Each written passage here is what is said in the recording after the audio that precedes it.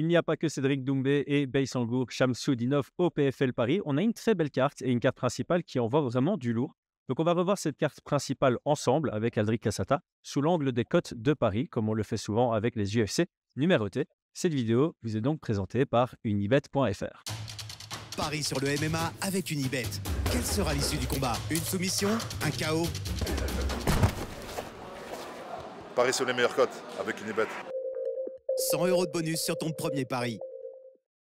On remercie unibet.fr pour leur support. Notre lien en description vous offre un free bet allant jusqu'à 100 € et il est possible de parier sur la carte principale, toute la carte principale du PFL Paris. S'il vous plaît, si vous vous inscrivez, faites-le pour jouer de manière récréative. Aldric, on a beaucoup de choses à dire, surtout sur le main event parce que on voulait faire l'analyse XXL A3 avec Brian. Tu as eu des petits soucis de connexion, donc tu vas avoir ton temps de parole, mais on garde ça évidemment par la fin. Pour la fin, on va attaquer ça et tacler ça de manière chronologique par rapport à la carte. Donc, on commence par le premier combat de la carte principale. Un combat dans le tournoi des lightweight entre l'invaincu Jakub Kazuba, qui a gagné le tournoi l'année passée, le tournoi Europe l'année passée, il revient dans le tournoi Europe, et Kane Moussa. Alors, on va commencer par celui qu'on connaît moins, Kane Moussa. C'est un Anglais, 14 victoires, 5 défaites. Il est quand même connu du public français puisque ses 2 dernières défaites, ce sont au Bellator contre Thibaut Gouti et Davy Gallon. Malheureusement, je n'ai pas trouvé grand-chose de récent sur lui. Limite, le dernier combat que j'ai vu de lui, c'est contre Marc Diakiez avant que celui-ci signe à l'UFC. Donc, ça remonte à il y a plus de 7 ans. Donc, moi, je spécule simplement sur un côté un peu technique, un peu complet, du fait qu'il s'entraîne à la Manchester Top Team. Est-ce que tu me rejoins là-dessus? Est-ce que toi, tu as plus de souvenirs de ce mec-là, Oh, par exemple, contre heu, Gouti ou Gallon? Je ne sais pas. pour, être totalement honnête avec toi, Thibaut Gouti fait partie de Resilience Sport Management, donc on avait préparé le match-up, avec, beaucoup d'attention parce c'était important. C'était un combat où Thibaut, il faisait son premier combat pour Bellator US, donc il fallait surtout pas le rater et c'est un mec solide. Je pense, qu'on peut dire qu'il est un petit peu limité, enfin, il était un petit peu limité dans ses déplacements, à voir comment est son évolution. Assez complet, même si je pense que sa lutte en chaîne est bien en deçà de son pied-point et j'ai fait exprès de pas regarder les codes pour pas avoir un avis biaisé. On va les voir ensemble à chaque fois. Ça Heu, marche. il m'avait fait une très bonne impression, alors je vais encore écorcher le nom, son adversaire, et bon, Kane, ouais, Gyoza, Kane Moussa. Mouza. Non, non, son Moussa. adversaire, Ah, mince, pardon, Jakub Kazuba. Kazuba, pardon et là, par contre, il y a du recul, il y a eu pas mal de combats. Je Kale Moussa, il peut mettre KO. C'est pas un très gros puncher, mais il frappe lourd. Pourquoi je dis c'est pas un très gros puncher? Parce que ça connecte pas, à haut niveau, ça connecte pas souvent. Parce que pour moi, il y a un gros problème de footwork. On avait beaucoup misé là-dessus, pour, accepter, le quand on a présenté le combat et accepté le combat pour Thibaut. Cela étant, non, je pense que c'est fort en face et malgré tout, même si tout peut arriver, dans ce sport et on va beaucoup le répéter, pendant cette analyse, non, j'y crois pas trop. J'y crois pas trop. Bah, ouais, en plus, comme tu dis, tu vois, il frappe dur, mais il a pas beaucoup de KO à son actif, hein. 4 victoires par KO, 2 par soumission, 8 à la décision. Donc, c'est plutôt quelqu'un qui va gagner des décisions. Il s'est fait éteindre par Marc Diakiez, donc son menton est pas ouf, hein. Il s'est fait éteindre très rapidement à l'époque du Bama. Et effectivement, comme tu l'as dit, son adversaire invaincu en 11 combats, ça en dit long.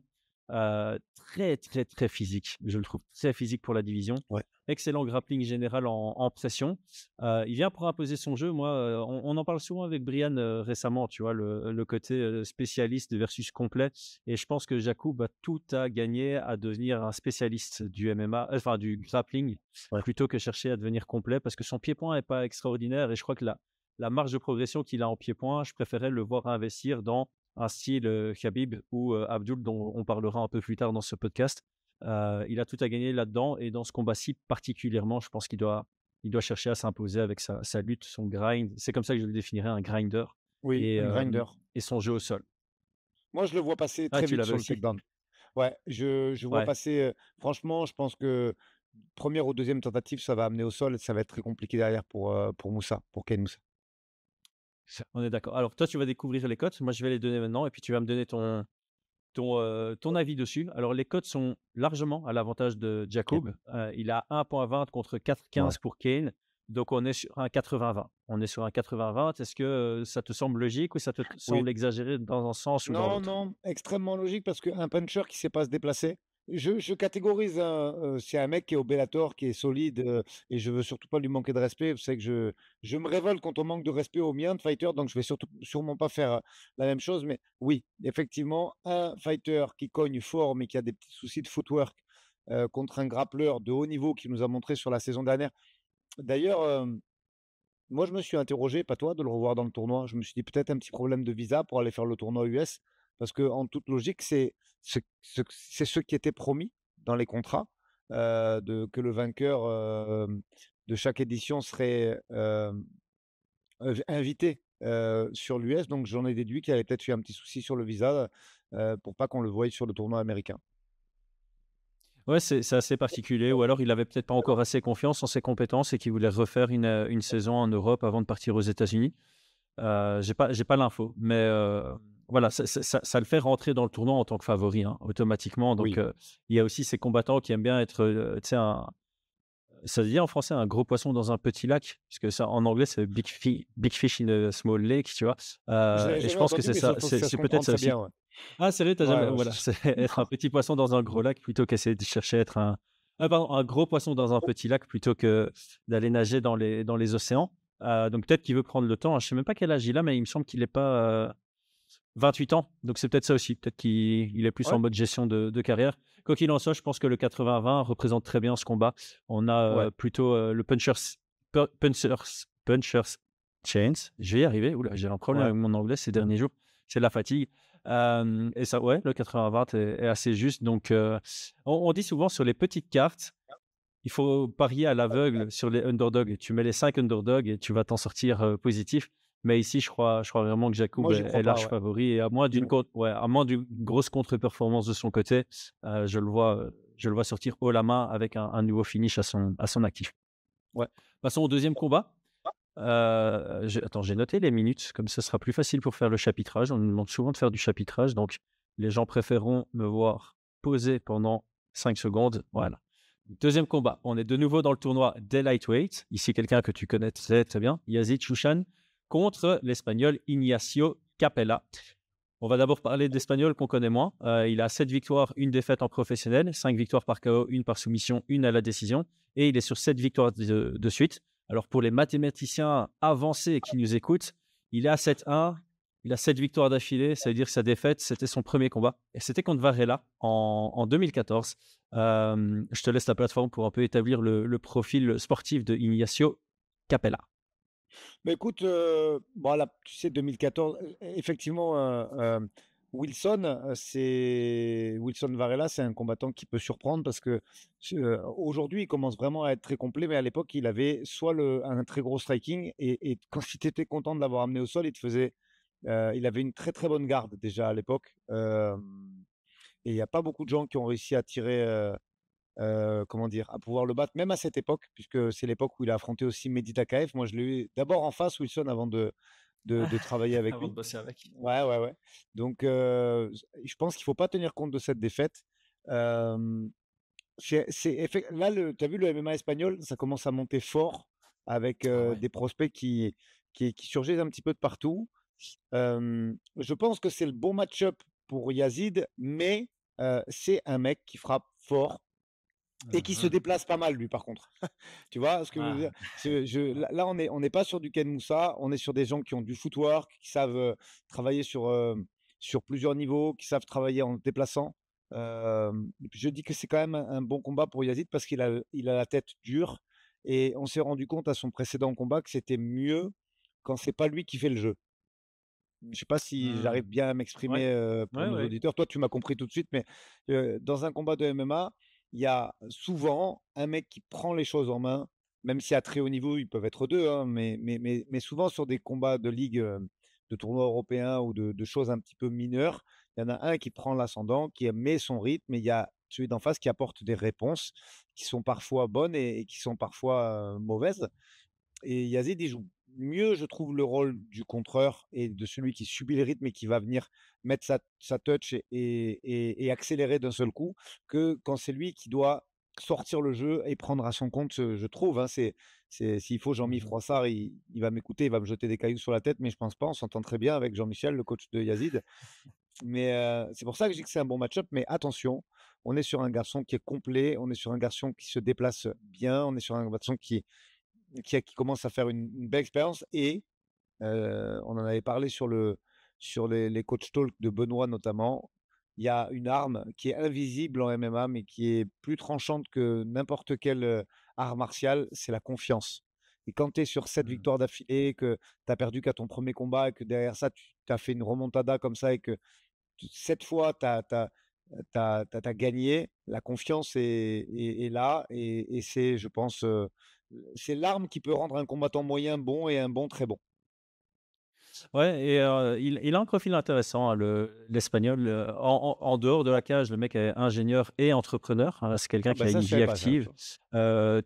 Tu le vois s'entraîner à la ATT très souvent, donc Ça, je j'avais crois qu'il vu. a une vie professionnelle qui est active, mais c'est pas pour autant qu'il investit pas dans sa carrière, MMA, donc c'est assez impressionnant. Son physique, il a le physique du sportif de haut niveau aussi. Donc ça va être un Ouais. combat très intéressant. Alors ici, je vais te donner les cotes, tu vas me dire ce que tu en penses.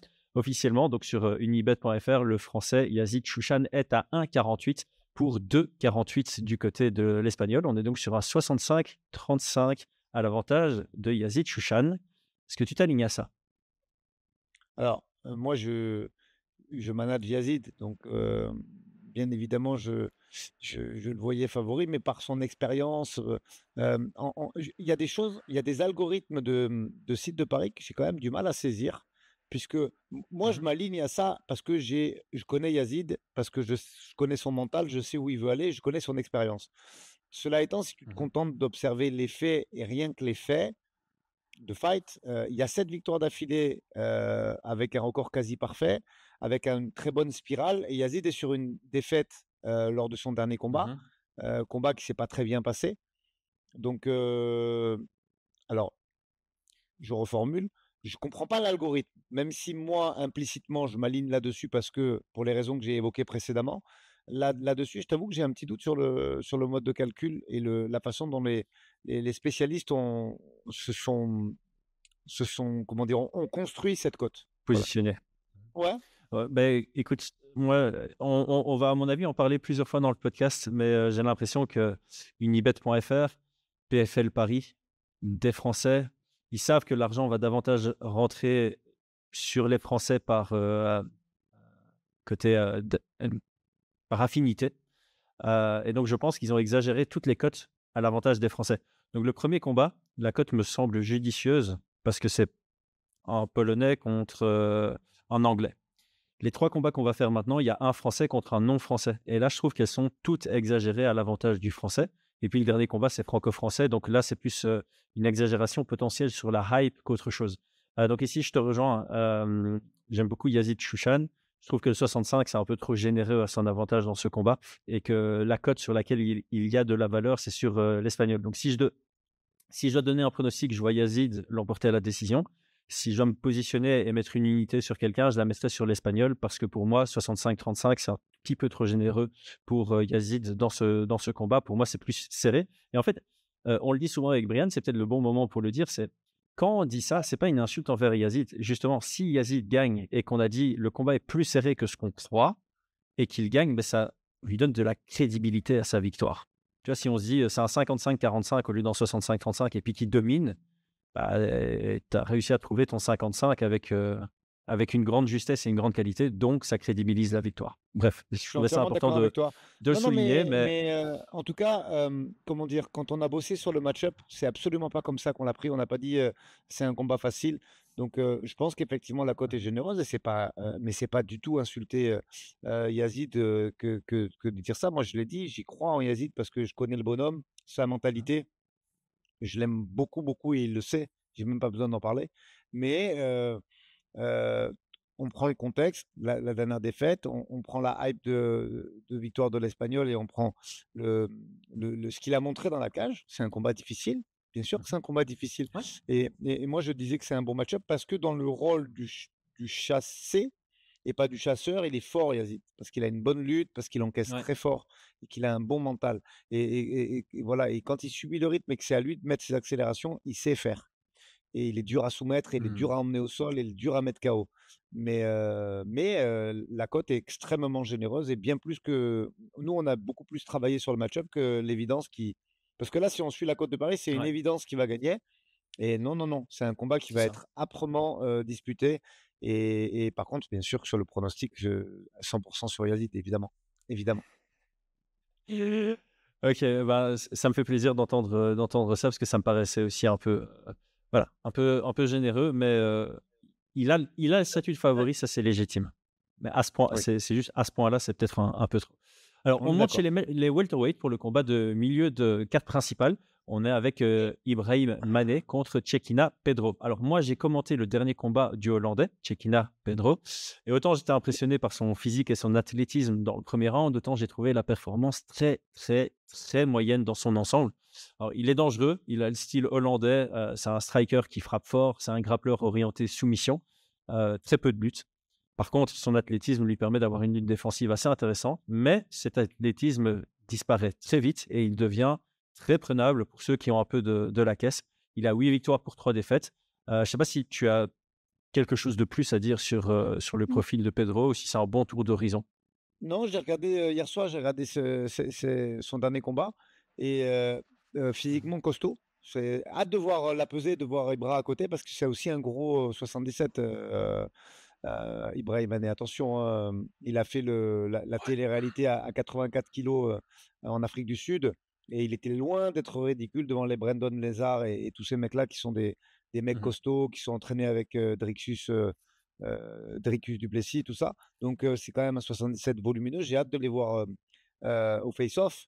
Mais effectivement, la différence fondamentale entre les deux, déjà, moi je trouve que Ibra a une lutte défensive vraiment, vraiment, vraiment au point. C'est quelque chose. Ouais. Et il faut rendre honneur au MMA Factory. Après son passage au Factory, il a vraiment upé le niveau là-dessus. C'est un striker intelligent. Il sait lutter. Et Mhm. je n'ai pas vu toujours la cote de Paris, mais compte tenu de sa durabilité et de ce qu'il a montré, je le vois nettement favori, par contre, sur ce combat. Sur ce combat, Ouais. Bah, on va rapidement décrire quand même Ibrahim Mané pour ceux qui ne bien sûr. le connaissent pas. 13 victoires, 4 défaites, 1,88 m, 5 victoires d'affilée. Et on se souvient de lui pour son beau KO par high kick avant à l'Ares. Est-ce qu'il y a quelque chose que tu peux me dire de plus sur lui? Moi, je trouve Ibrahim Mané que sur sa période Arès notamment, il nous a montré un champ de compétences hyper complet. Je suis très fan de ce qu'il a proposé. D'ailleurs, c'est pas pour rien que c'était un prétendant pour la ceinture de l'organisation. Et quand je dis un champ de compétences larges, c'était aussi bien sa responsabilité défensive debout, ce qu'il est capable de faire en lutte, une fois sur le dos, parce qu'en plus, il a eu des match-ups difficiles lors d'Arès avec des lutteurs, avec des mecs quand même qui étaient pénibles quand on connaît la Oh oui. pénibilité d'avoir un gros grappleur, un mec qui est fort en préhension. Il a eu quand même des match-ups compliqués, et il a à chaque fois fait preuve de beaucoup de calme, beaucoup de lucidité pour, euh, pour faire son catch walk, pour revenir derrière, pour se remettre debout. Jamais, tu le vois pas donner le dos, il revient de face, il travaille sur du two-on-one. Debout, c'est propre. Je trouve pas que par rapport à avant, le travail d'anglaise et le footwork ont considérablement augmenté aussi. Non, non, c'est un gros prospect sur le tournoi, et que j'ai hâte de voir jeudi soir. Vraiment. Ouais, parce qu'en plus, comme tu le dis, il progresse de combat en combat et il a aussi cette capacité d'aller gagner des combats qui sont compliqués pour lui, où il se fait beaucoup contrôler et puis il va chercher proactivement à séparer l'action, à marquer ses points pour s'assurer de prendre le round grâce à l'impact. Et donc j'aime beaucoup ça, j'aime beaucoup les mecs qui ont cette capacité de gagner de toutes les manières possibles et imaginables, mais aussi dans des combats qui sont compliqués et qui pourraient être démoralisants. Donc j'ai envie de dire qu'il a aussi un très bon mental. Il reste dans le combat, il reste là pour la victoire. Et ouais, pour moi, il fait partie de mes favoris Ouais. Et à puis gagner ce on peut duel. vraiment dire qu'il est dans Alors les son prime cotes là. sont. On peut vraiment dire qu'il est dans son prime. Tu Ouais, vois, ouais, là ouais, ouais, maintenant, on peut dire qu'il est dans son prime. clairement. clairement. Alors, les cotes sont largement, largement, largement à son avantage. 1,15 pour lui, 4,75 pour Cecchina. On est sur un quasi 85-15. Alors, encore une fois, autant pour moi, il est favori. Pour moi, il est large favori. 95. C'est beaucoup, c'est beaucoup, c'est beaucoup. En fait, il n'y a Ouais, même pas besoin. c'est- Chris, il n'y a pas besoin de se justifier. C'est tellement beaucoup que c'est inhabituel. Je veux dire, il arrive fréquemment. On parle ouais. des cotes de paris souvent, notamment celle d'Unibet. À l'UFC, par exemple, quand il y a un mec qui est extrêmement favori, en général, on a des cotes à 1,40. Voilà, ça flirte avec ça. Et quand c'est 1,40, c'est extrêmement favori. Donc oui, ce sont des cotes qui sont très légèrement exagérées et je pense qu'il y a 15% de trop compte tenu du contexte que tu as évoqué. Voilà, on peut le dire comme ça. Ouais, c'est ça, parce qu'en fait, le 85-15, pour moi, il reflète le deuxième et le troisième round. Ça, je me Exactement. positionne dessus pour Ouais, ouais, Ibrahim ouais, je suis Mané. d'accord. Je pense qu'à partir du deuxième round, ça sera largement à son avantage parce qu'il aura encore de la caisse. Et le style de Cecchina dépend aussi de son explosivité qui sera de plus en plus inexistante plus on va avancer dans le combat. Par contre, sur le premier round, pour moi, il y a un plus gros danger. On a déjà vu Ibrahim Mané, il a perdu 3 fois sur 4 par KO, où il se fait allumer. Et voilà, comme je disais, Cecchina, il a le style hollandais, donc il va frapper dur, il va frapper fort. Certes, il n'a qu'une seule victoire par KO dans sa carrière, mais je pense qu'il peut éteindre vraiment quiconque dans le premier round. Donc, ouais, moi, je me positionnerais plutôt sur un 75-25. Tu vois, je pense que 75-25 représente plus le combat. Donc là, encore une fois, il y a de la valeur sur le underdog, mais je ne vais pas me positionner dessus Non, parce non, non. que En vrai, je suis d'accord avec toi. je Moi, vois j'aurais dit Ibrahim 60. Mané le prendre, quoi. J'aurais dit 70-30, moi, tu vois, je suis encore moins généreux que toi, mais je trouve que c'est déjà un excellent pourcentage, hein, 70-30. Et Ouais. regarde, pourtant, on va parler du fighter, un fighter qui est avec moi sur Résidence. Si j'avais dû, pour l'instant, sur ce qu'on a fait, si tu dois mettre un billet, tu le mets sur l'adversaire de Chouchan, hein. Franchement, si tu es un petit peu joueur et que c'est dans le respect et dans le loisir, parce que non, effectivement, je vois un premier round beaucoup plus tendu, voire même un 60-40 dans le premier round, Mhm. parce qu'on sait que quand c'est costaud en face et que ça frappe, il y a toujours du danger. C'est tout. Donc il y a un premier round. Alors, Évidemment, il est évidemment. très bien entouré. Il y aura Johnny Frachet dans son coin avec son équipe, donc ils vont faire un game plan aux petits oignons. Mais moi, je serais même pas surpris de voir énormément de déplacements antéro-postérieurs et même un peu de lutte au premier round de façon à fatiguer un peu et à pas prendre de risques. Je serais même pas surpris du tout de voir Johnny faire un game plan comme ça. Parce que Ibrahim sait faire. Ouais. Et quand tu as un mec super costaud et super explosif en face, eh ben, c'est une bonne façon de. C'est une bonne entame de combat. Je vais faire un parallèle qui n'a rien à voir, mais qui a à voir au niveau du game plan. Nous, on savait que Tourpal était un athlète extrêmement explosif. On a décidé de le lutter d'entrée pour ça. Pour ça. Mhm. Ouais, bah c'est une stratégie qui serait très intéressante à mettre en place. En fait, tu as deux options, je trouve, contre ce type de profil dans le premier round. Soit tu restes au kicking range, ce qui peut très bien fonctionner pour Mané, qui a un bon jeu de jambes et un bon jeu de kick, qui est plus grand que Cecchina. Donc ça, c'est l'option 1. Et l'option 2, évidemment, c'est de venir un peu le fatiguer avec toi-même, en initiant toi-même la lutte offensive, essayer de le fatiguer en disant, OK, à partir du deuxième, je vais délivrer mon pied-point face à un mec bien massif, bien fatigué. Bon, bah, il est temps de passer au co-main event. Il est temps de passer au co-main event. On est donc chez notre ami Abdul Abduragimov, 17 victoires, 1 défaite en carrière professionnelle, contre Jack Grant, 19 victoires, 7 défaites en professionnel. Jack Grant n'a jamais perdu par soumission. C'est une excellente, excellente ceinture noire. Style très dangereux aussi et difficile à lire debout. Et toi, tu le connais bien, je pense, parce qu'il a combattu Petit Dakaev. AKF. Ok, Warriors, Ouais. ouais, sur une très très belle carte du Cage Warriors. C'était Cage Warriors 93 à Gothenburg. Il y avait pas mal de beaux petits combats là. Donc vas-y, je te laisse la plateforme. Moi je le connais bien aussi, hein, Jack Grant. Mais Ah bah écoute, moi je trouve un pied-point euh, peu orthodoxe mais efficace. Euh, ouais, peu ouais, orthodoxe mais efficace. Il frappe. Il est très physique. Alors là, Mehdi c'était à 70. Là c'est à 77. c'est Mais ça. c'est un 70 très solide, sachant que Abdul veut descendre 70, c'est un bon test.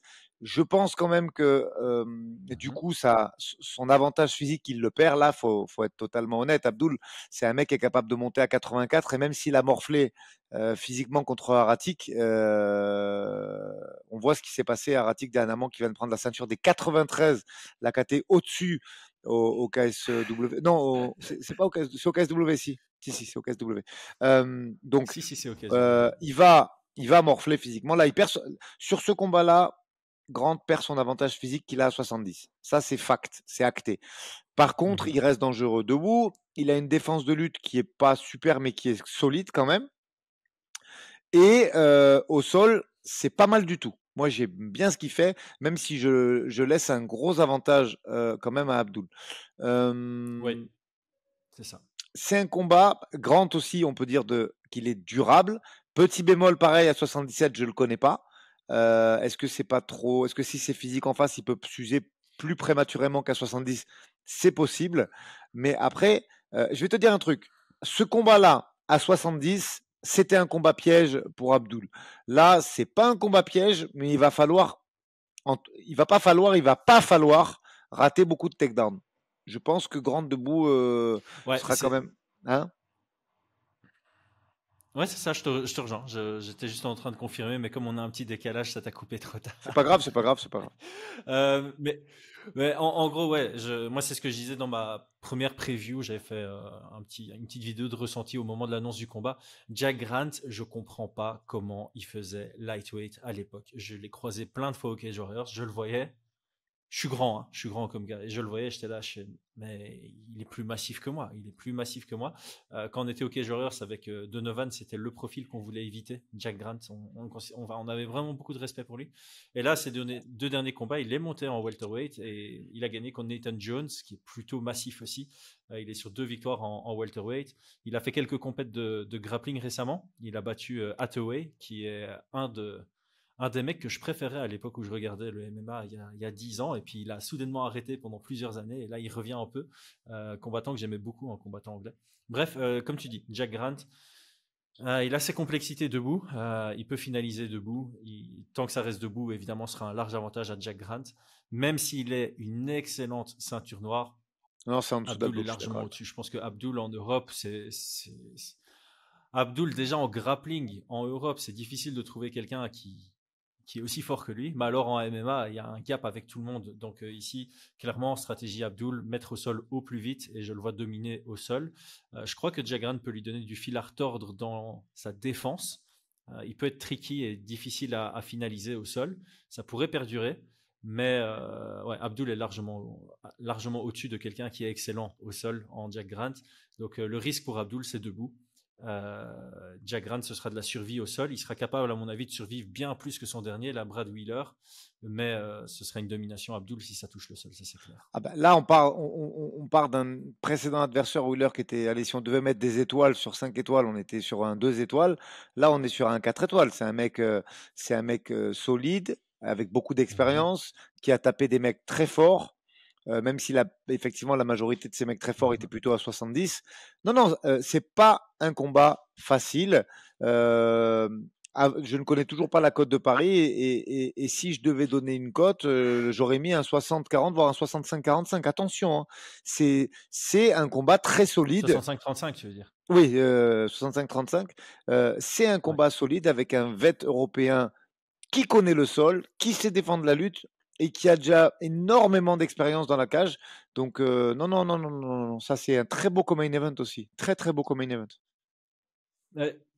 J'aime bien ce que tu as dit. Ouais, c'est un très beau main event. Moi aussi, au moment de l'annonce du combat et même après analyse, je suis sur un 65-35 à l'avantage d'Abdul Abduragimov.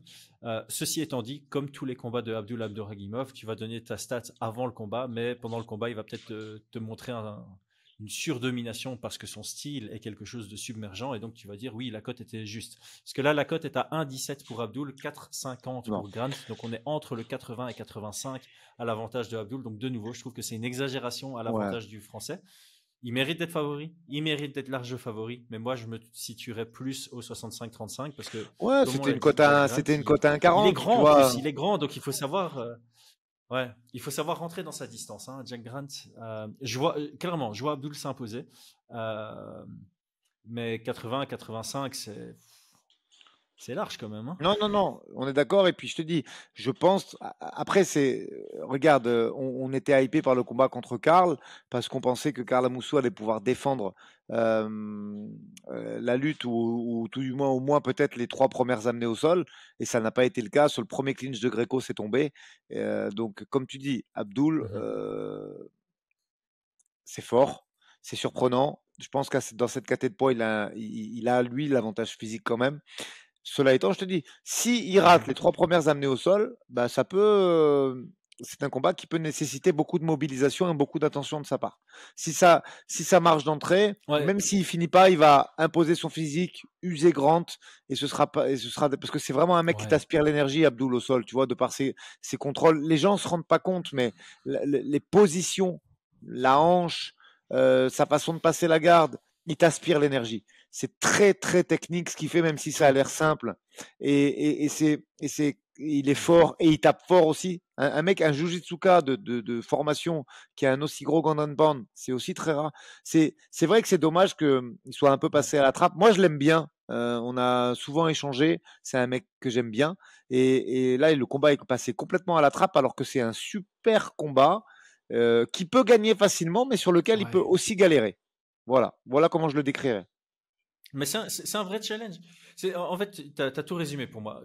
Comme tu l'as dit, s'il parvient à mettre la main sur Jack Grant assez rapidement dans le combat et l'amener au sol directement, autoroute vers la victoire. Et là, on va dire, le 85% pour Abdul, c'était exagéré en la faveur de Jack Grant. Ça aurait dû être un 95-5 à son avantage. Mais comme tu l'as dit, s'il a du mal à casser cette distance qui est assez longue pour Jack Grant, ou bien s'il rate ses 2 premières amenées au sol, là, ça risque de devenir compliqué pour lui. Et c'est pour ça que je me positionnais plutôt sur le 65-35. Je pense vraiment qu'il va réussir assez rapidement une de ses premières amenées au sol et dérouler. Mais de prime abord, il y a quand même pas mal de complexité dans le jeu de Jack Grant par rapport au style d'Abdul. Et ouais, je pense qu'encore une fois, Unibet a voulu se protéger en disant, et c'est pas un reproche, c'est la logique du business, c'est ok, on est en France, Abdul est fort suivi, fort apprécié, l'argent va rentrer sur lui, donc on va minimiser sa cote et on va essayer de rendre la cote de Jack Grant attractive. Et c'est très très logique. Donc là, clairement, dans ce combat, encore une fois, pour moi, la cote attractive, c'est Jack Grant. Et donc, j'en arrive au moment du podcast que j'ai préparé depuis le début. C'est le genre d'événement où beaucoup de parieurs disent, c'est quoi, regarde même pas, mais surtout les underdogs. Ou bien, l'autre façon, c'est tu dis, ok, je fais un combo, je fais une combinaison sur tous les favoris. Donc ici, tu pourrais te dire, ok, tu sais quoi, je vais mettre une unité sur le combo Abdul, Ibrahim Mané et Yazid Chouchan. Ça se vaut. Je pense qu'il y a de la valeur à faire ça. Ou bien tu te dis, je mets des fractions d'unités sur tous les underdogs, et pour peu qu'il y en ait 1 sur 3 qui passe, j'arrive dans le positif. Juste. Donc voilà, c'est un choix à faire. On va passer au main event. Au main event. Alors ici, on va faire un angle un peu différent de ce qu'on a fait jusqu'à présent, parce que comme je t'ai dit, on voulait faire l'analyse XXL avec toi. Ta connexion nous a lâché. Donc je te propose de laisser la plateforme pour que tu fasses une analyse comme tu le souhaites sur le combat. On va un tout petit peu échanger dessus et puis on reviendra sur les codes de Paris pour suivre un peu le fil conducteur de ce podcast. Bah écoute, je vais reprendre tes termes. Ah oui, et pour rappel, ceux qui auraient oublié, le main event, c'est Baki contre Doumbé. Je sais pas, peut-être que vous avez oublié. Je vais reprendre tes termes. J'ai bien aimé la phrase que tu as dit quand même de ma part pendant le podcast avec Brian. Tu as dit, Aldric, il respecte énormément la team de Cédric Doumbé, ce qui est vrai. Et je vais le redire une fois, mais il est Team Baki, et c'est également vrai. Je développe un tout petit peu, puisque c'est le dernier combat et que c'est la fin de ce podcast. Abdallah, que je connais depuis 25 ans, que moi j'ai commencé par le Muay Thai tout de suite après le karaté, il était déjà dedans. Très très grand coach, énorme vision, passionné du pied-point, vraiment. C'est un mec en face, c'est un mec solide qui encadre Cédric là-dessus. C'est un puriste du pied-point qui connaît ça qui analyse ça depuis 20 ou 25 ans. Boris, qui est un pionnier du MMA, que moi-même quand j'étais parce que dans notre trio, souvent, je sais pas pourquoi, c'est peut-être parce que c'est moi qui ai la barbe la plus longue, on croit que j'ai pas combattu quand il parle de nous, mais moi j'ai combattu, j'ai une vingtaine de combats pro, et quand je démarrais, Boris était déjà là et il faisait les sommets européens et en France et à l'étranger. Il a combattu sur plein de droits. C'est un très grand combattant qui mérite vraiment un grand respect, même si je pense que les gens qui nous écoutent ne savaient même pas qui combattait, Boris. Boris, il a combattu au Brésil, il a combattu partout. C'est un très grand champion et donc un mec qui connaît le MMA. Et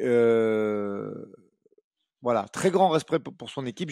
J'ai parlé beaucoup plus longuement de son coach de Jiu-Jitsu. Il y avait même eu, comment dire, avec Mehdi, un quiproquo. Les gens pensaient que je lui avais manqué de respect, enfin qu'on s'était manqué de respect, pas du tout. Il est venu à Nice donner un stage dans mon club au Maccabi. C'est un très grand expert et je lui ai donné d'ailleurs la lourde tâche de préparer ce combat, parce que c'est quand même lui qui est expert en lutte à livrer, et c'est pour moi la clé du combat.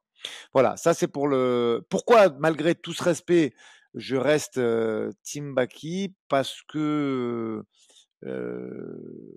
Cédric Doumbé, c'est un formidable athlète. Je pense qu'il est hyper explosif et c'est quelqu'un que j'ai absolument adoré regarder au Glory. Mais c'est long la lutte, l'apprentissage de la lutte, c'est long, et je pense qu'elle va faire la différence. Et surtout cette lutte-là. Là, on parle pas d'un mec qui shoot de loin, la Mohamed Mokaev, pour ceux qui ont la ref de ce week-end, qui faisait des takedowns sakurabesques de très loin. Ça, je sais que tu fais ça avec Cédric Doumbé, tu prends un frigidaire dans la tête, il sprawl, et il est extrêmement puissant. Mais cette lutte de clinch, balayée, c'est dur de la contrer. Je le trouve physique, je le trouve explosif, je le trouve extrêmement massif. Et il y a quand même une réserve dans ce que je vais dire, c'est extrêmement massif. Donc attention qu'il fasse le poids et qu'il soit bien régène, parce qu'on sait que ça commence à devenir difficile pour lui. Mais il a l'air très affûté là sur les premiers pics qu'on a pu regarder. Donc combat très très compliqué. Mais ce Baïsangour, moi je suis fan parce qu'il se remet en question, parce qu'il étudie. C'est un genre d'Axel Sola un peu, tu vois, c'est des mecs qui cherchent la perfection tout le temps. Et la clé du combat, c'est la déstabilisation, parce qu'il est très fort, Cédric, pour ça. Et voilà, et je pense que il a été acteur du combat et pas spectateur. Jordan, attention, hein, je me suis planté, j'ai fait une erreur, mais je pense pas que j'ai fait une erreur de niveau de MMA. Je pense que Jordan, et je l'ai déjà dit, moins fort aujourd'hui que Baïsangour, mais je pense que Jordan aurait pu vraiment emmerder Cédric, j'en suis persuadé, et c'est pas grave si je me fais insulter sur les réseaux à cause de cette phrase, je l'assume totalement. Seulement. Non, écoute, attends, je vais faire une parenthèse ici, parce que celle-là, elle est importante. Commençons par la base. La base, c'est qu'on a tous une passion commune. Ici, c'est le MMA, mais ça vaut pour tous les sports. Et une des raisons principales pour laquelle on aime tous le sport, et ici en l'occurrence le MMA, c'est parce que avant un combat, quand les deux athlètes rentrent dans la cage, on n'est jamais certain à 2000% que l'un ou l'autre va gagner. Et moi, ça commence à devenir exaspérant, ce manque de respect qu'il y a chez les gens qui prennent parti avec certitude et puis qui après vont attaquer littéralement et insulter ceux qui avaient une autre opinion, qui en plus de ça est construite. Donc là, en l'occurrence, ton 50-50, c'était un argumentaire construit. Et on le sait, les meilleurs pronostiqueurs au monde, ils ont raison que 55-60% du temps. Les meilleurs pronostiqueurs. C'est un tout petit peu plus qu'une fois sur deux. Donc tous ces gens qui mettent un pronostic sur YouTube, sur un commentaire, ce qui n'a aucune valeur, et qui après un combat, quand la certitude est tombée, la certitude du résultat est tombée, viennent insulter littéralement, je trouve ça tellement petit et exaspérant. Il faut se rendre compte qu'on a tous une passion commune, donc déjà on a un point commun. Soyons un tout petit peu humains, soyons un tout petit peu respectueux, d'autant plus que la réalité, c'est que 100% des fans hardcore de Cédric Doumbé et 100% des fans hardcore de Baki, au moment où le combat va commencer, ils vont tous stresser. Tous. Pourquoi ils vont stresser? Parce qu'ils savent qu'il y a un pourcentage de chance que l'autre gagne. Et c'est la même raison. Moi, si tu me dis, appuie sur ce bouton, tu vas gagner 1 million d'euros. Et il n'y a pas de contrepartie. Tu es certain. Tu appuies sur le bouton, tu as 1 million. Je vais appuyer. Tout le monde va le faire. Non, mais tu as raison. Donc, j'incite jamais au pari démesuré. Mais cette fois-ci, je vais le faire pour la bonne et simple raison que je sais que personne ne le fera. Si vous êtes aussi certain que ça, mettez toute votre fortune sur Cédric Doumbé, ou pour ceux qui disent Baki, sur Baki. Vous allez faire x2.5 dans un cas ou x1.5 dans l'autre. Faites-le. Mais vous n'allez pas le faire parce que vous savez qu'il y a un risque de défaite pour celui que vous supportez. Très juste. Et Voilà. pour compléter ce que je... Non, mais c'est très juste, c'était bien que tu le rappelles. Et pour compléter ce que j'ai dit, donc voilà, je pense que cette lutte est difficile à déchiffrer, je pense que cette lutte est difficile à acquérir. Et pour terminer, je pense que, tu sais, quand on a vu le combat avec Jordan, euh, j'ai trouvé que le combat, il y avait Miguel Haro et Manon Fiorot avec moi ce soir-là, et tout de suite, je leur ai dit, putain, il est seul dans le coin. Et c'est pas du tout pour faire offense à Commander et à son préparateur physique, tu vois. C'est certainement des gens très bien, mais devant la pression que génère Cédric Doumbé, devant le, comment dire, je vais utiliser un mot d'argot, mais c'est le bordel ambiant. Il fallait avoir des épaules solides. Et je comprends aussi Fernand, hein, qui pouvait pas, par différentes choses qui se sont passées par le passé, être dans le coin du petit, mais le combat s'est beaucoup joué là-dessus. Donc je suis également rassuré d'entendre qu'il va y avoir peut-être Kamzat. Enfin, c'est pas peut-être. Moi, je sais s'il sera là ou pas, mais on dit que il va être dans le coin. En tout cas, qu'il y a un coin solide pour Baïsongo, parce que je suis intimement convaincu que ça se joue aussi là-dessus. Parce que Cédric est fort. Cédric est fort pour mettre beaucoup de pression dans le combat, et lui, il la gère très bien. Et pour se rendre le combat plus facile, et pour ceux qui ont besoin d'un exemple à proprement dire, on parlera de Conor Aldo, tu vois, où le combat, on ne sait pas s'il l'aurait vraiment gagné ce soir-là, mais il est tellement rentré dans sa tête qu'il l'a gagné. Donc il y a ça qui fait extrêmement bien, il y a son athlétisme et sa dangerosité.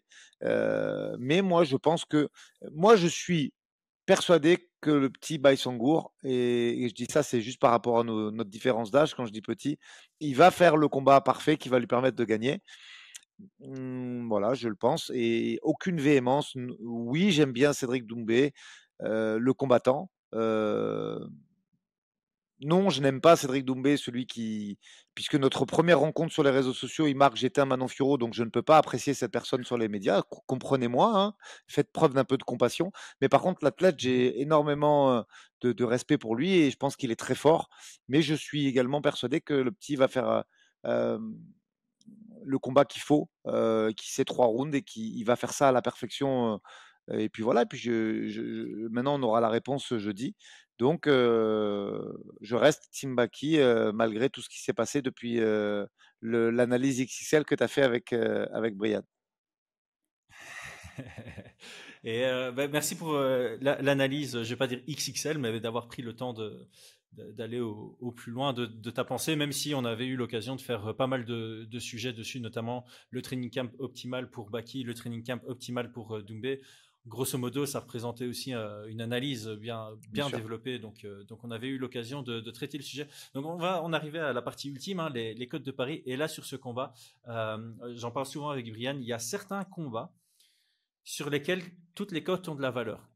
Genre, peu importe ce que tu décides, ton scénario le plus probable, il y aura de la valeur sur cette cote. Doumbé, il est à 1,5. Baki, il est à 2,5. On est entre 60 et Ça paye. 65% pour Doumbé.